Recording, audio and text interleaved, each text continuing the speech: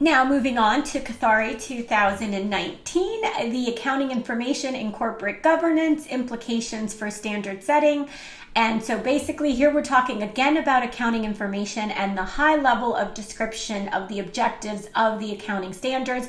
And he's also going to review the evolution of accounting research, which I think would be helpful for you to see how it's come along in terms of certain aspects of the research.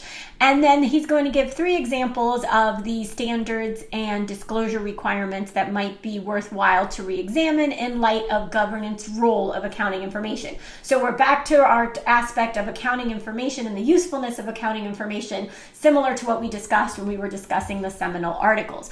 So accounting information originates from the need to address some corporate governance issues. And the accounting standards are relevant, right, to the context of the use of accounting information within this corporate governance.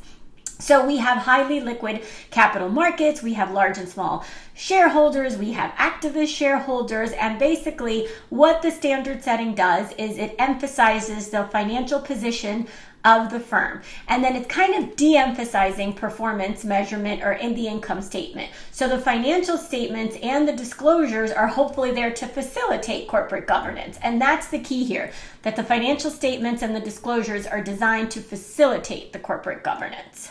So he's looking at the accounting research. Again, we see Ball and Brown and Beaver. So these 2 articles, Ball and Brown they were both in our seminal works. So now you could see the efficient market hypothesis and the positive science.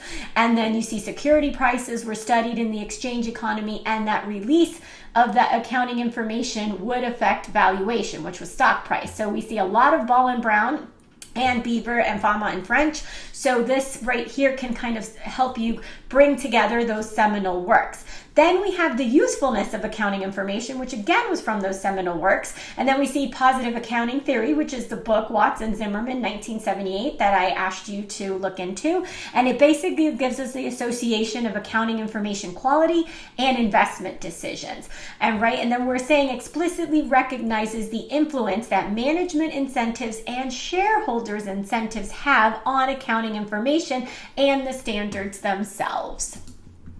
So here's shareholders as principal, therefore they write contracts that are designed to align managers' interests with shareholders with the goal of reducing and eliminating those agency costs. And this is where Jensen and Meckling, 1976, come in as well. And then you see the influence on incentives on the accounting standards, right? And in the market process, you see the buying and selling of shares, but then you also see political processes, and then you see how individuals have voting power and trading in votes. So it kind of goes into all of that. And here you see the Jensen and Meckling, 1976, and the agency relationship. So you can hopefully bring that in.